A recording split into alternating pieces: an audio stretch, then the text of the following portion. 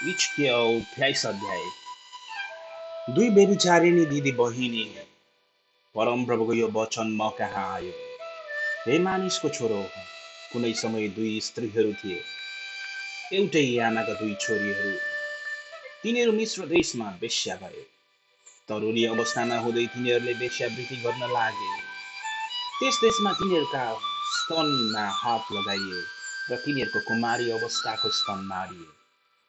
तिनीहरूमा दिदी चाहिँको नाउँ ओहोला र बहिनीको नाउँ ओहोलिबा थियो।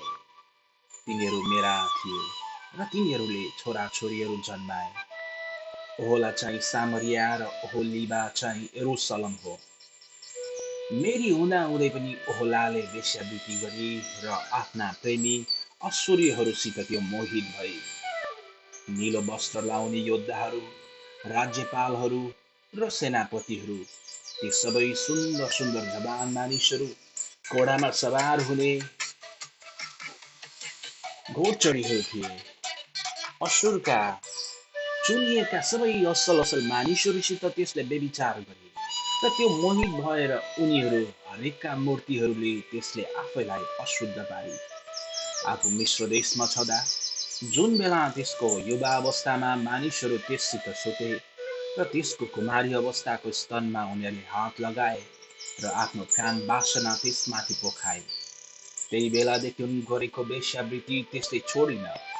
यसै कारण मैले त्यसका प्रेमी असुरहरूको हातमा त्यसलाई सुम्पिदिएँ, जोसँग त्यो काम वासनाले मोहित भएकी थिए। उनीहरूले त्यसलाई नाङ्गो पारे, उनीहरूले त्यसका छोराहरू र छोरीहरूलाई पक्रे र त्यसलाई चाहिँ उनीहरूले तरवारले मारे। स्त्रीहरूमध्ये त्यो गिल्लाको पात्र भई र त्यसलाई दण्ड दियो। त्यसकी बहिनी ओहोलिबाले यो देखी, तर पनि आफ्नो काम वासना र वेश्यावृत्तिमा त्यो आफ्नो दिदीभन्दा पनि झन भ्रष्ट भई। त्यो पनि अश्वरीहरू, तिनका राज्यपाल र सेनापतिहरू, पुरा जङ्गी पोसाक पहिरेका योद्धाहरू, घोडामा सवार हुने घोडचढीहरू, ती सबै सुन्दर सुन्दर जवान मानिसहरूसित काम वासनाले त्यो मोहित भए। त्यो पनि अशुद्ध भएकी मैले देखेँ। ती दुवै एउटै चालमा हिँडे, तर त्यसले त आफ्नो वेश्यावृत्ति झन बढाए। भित्तामा मानिसहरूको चित्र कोरिएका त्यसले देखी, रातो रङले बनाइएका कल्दीहरूको चित्र, कम्मरमा पटुका र शिरमा लट्कने फेटा बाँधेका सबै कल्दी रथ हाँक्ने अधिकृतहरू जस्ता, कल्दियाका देशवासीहरू जस्तै ती देखिन्थे। त्यसले उनीहरूलाई देख्ने बित्तिकै उनीहरूसित काम वासनाले त्यो मोहित भएर कल्दिया देशमा उनीहरू कहाँ त्यसले समाचार वाहकहरू पठाए। तब बेबिलोनीहरू त्यस कहाँ त्यसको प्रण यशय्यामा सम्भोग गर्न आए र आफ्नो काम वासनाले त्यसलाई अशुद्ध पारे। उनीहरूबाट त्यो अशुद्ध भएपछि वाक्क भएर त्यसको मन उनीहरूदेखि हट्यो। जब त्यसले त्यसै खुल्लम खुल्ला वेश्यावृत्ति गरेर आफ्नो नग्नता खुलस्त पारी, तब त्यसकी दिदी प्रति भए जो त्यसप्रति पनि वाक्क भएर मैले त्यसलाई घृणा गर्न लागे। तापनि मिश्र देशमा आफ्नो युवा अवस्थामा बितेको दिनलाई सम्झेर त्यसले आफ्नो वेश्यावृत्ति झन झन बढाउन लागे।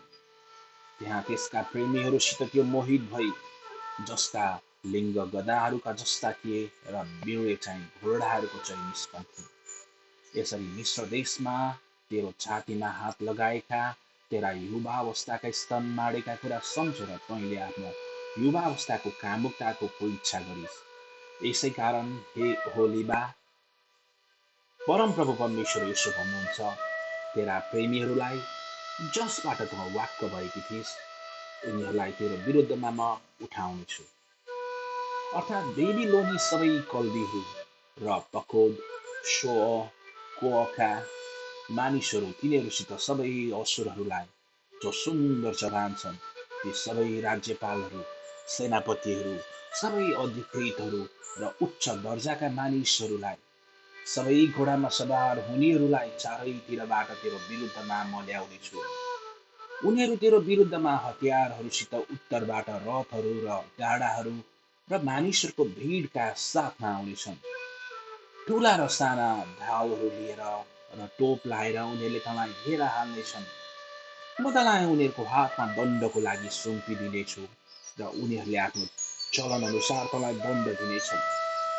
म मेरो डाहाको रिस तँतिर फर्काउनेछु र क्रोधमा उनीहरूले तँसित व्यवहार गर्नेछन्। उनीहरूले तेरो नाक र कान काट्नेछन् र तेरा बाँचेकाहरू तरबारले ढल्नेछन्। उनीहरूले तेरा छोरा छोरीहरूलाई पक्रेर लानेछन् र तेरा बाँचेकाहरू आगोले भस्म हुनेछन्। उनीहरूले तेरा वस्त्र उतारेर तँलाई नाङ्गे बनाउनेछन् र तेरा राम्रा राम्रा गहनाहरू लैजानेछन्। यसरी तैँले मिश्र देशमा सुरु गरेका तेरा वेश्यावृत्ति र भ्रष्टता म रोकिदिनेछु। तैँले यी कुराहरू तेरो कोइछाले हेर्ने छैनस् अथवा मिश्र देशको सम्झना गर्ने छैनस्, किनभने परमप्रभु परमेश्वर यसो भन्नुहुन्छ, म तँलाई उनीहरूकै हातमा सुम्पिदिन लागेको छु जसलाई तँ घृणा गर्दछस्, उनीहरूकै हातमा जसबाट तँ वाक्क भएर फर्केकी थिए। उनीहरूले तँसित घृणापूर्वक व्यवहार गर्नेछन् र तैँले काम गरेर पाएको हरेक कुराको फल लानेछन्। उनीहरूले तँलाई नाङ्गो भुतुङ्गो पारेर छोड्नेछन् र तेरा वेश्यावृत्तिको लाज प्रकट हुनेछ। तेरो वेश्यावृत्तिले र भ्रष्टताले गर्दा तँ माथि यस्तो दशा ल्याइएको हो, किनभने तैँले जाति जातिहरूसित काम वासनाले मोहित भएर वेश्यावृत्ति गरिस् र उनीहरूको मूर्तिहरूबाट तैँले आफूलाई अशुद्ध पारिस्। तेरी दिदीकै चालमा तँ हिँडेकी छस्, यसै कारण म त्यसको कचौरा तेरो हातमा दिनेछु। शक्तिशाली परमप्रभु यसो भन्नुहुन्छ, तैँले तेरी दिदीको कचौरा पिउनेछस् जो ठुलो र गहिरो छ। त्यसले गिल्ला र हाँसो ल्याउनेछ, किनकि त्यस कचौरामा धेरै हटाउँछ। नसा र अफसोसले त पूर्ण हुनेछस्। तेरी दिदी सामरियाको कचौरा नाश र उजाडको कचौरा त्यो हो। मृत्यु नभएसम्म तैँले त्यो पिउनेछस् र तैँले त्यो कचौरा टुक्का टुक्का गरी फोर्नेछस् र तैँले आफ्नो स्तन छिथोर्नेछस्। मैले नै यो कुरा बोलेको हुँ, परमप्रभु परमेश्वर भन्नुहुन्छ। यसकारण परमप्रभु परमेश्वर यसो भन्नुहुन्छ, तैँले मलाई बिर्सिस् र तेरो पिठ्यू पछाडि मलाई राखिस्। यसै कारण तैँले आफ्नो काम वासना र भ्रष्टताको फल भोग्नु पर्नेछ। परमप्रभुले मलाई भन्नुभयो, हे मानिसको छोरा, के तँ ओहला र ओहोलिबाको न्याय गरिदिन्छस्? त्यसो भए तिनीहरूले गरेका घृणित व्यवहारहरूसँग तिनीहरूको सामना गर, किनकि तिनीहरूले व्यभिचार गरेका छन् र तिनीहरूको हातमा रगत छ। तिनीहरूले आफ्ना मूर्तिहरूसित व्यभिचार गरे। मेरो लागि जन्माएका तिनीहरूका छोरा छोरीहरूलाई तिनीहरूले ती मूर्तिहरूको निम्ति खानलाई बलि चढाए। तिनीहरूले मसित यसो पनि गरेका छन्, एकै समयमा तिनीहरूले मेरो पवित्र स्थानलाई बितुलो र मेरो सभाहरूलाई अपवित्र पारे। जुन दिन तिनीहरूले आफ्ना छोरा छोरीहरूलाई तिनीहरूको मूर्तिहरूको निम्ति बलि चढाए, त्यही दिन तिनीहरू मेरो पवित्र स्थानभित्र पसे र त्यसलाई अपवित्र पारे। तिनीहरूले मेरो भवनमा यस्तै काम गरे। तिनीहरूले टाढा टाढाका मानिसहरूलाई समाचार वाहकहरू पनि बोलाएर उनीहरू आए। तैँले तिनीहरूको निम्ति नुहाई धुवाई गरिस्, आँखामा काजल लगाइस् र गरगहना लाएर आफूलाई सिँगारिस्। तँ आफै सुन्दर पलङमा बसिस् र त्यसको अगाडि टेबिल राखेर मेरै धूप र तेल राखिस्। विलासीहरूको भिडको हल्ला त्यसको चारैतिर थियो।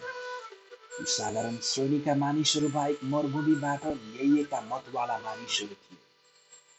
उनीहरूले त्यसकी दिदीको हातमा चुरा र टाउकामा सुन्दर सुन्दर मुकुट लगाइदिए। तर मानिसहरूले वेश्यागमन गर्दा दिक्क भएकी स्त्रीको विषयमा मैले यसो भने, अब त्यसलाई अरू सब वेश्यालाई चाहिँ उनीहरूले प्रयोग गरून्, किनकि त्यो त्यही मात्र हो। अनि उनीहरू त्यससित सुते। मानिसहरू एउटी वेश्यासित सुते चाहिँ उनीहरू ती काम वासनाले मोहित भएका स्त्रीहरू ओहला र ओहोलिबासित सुते।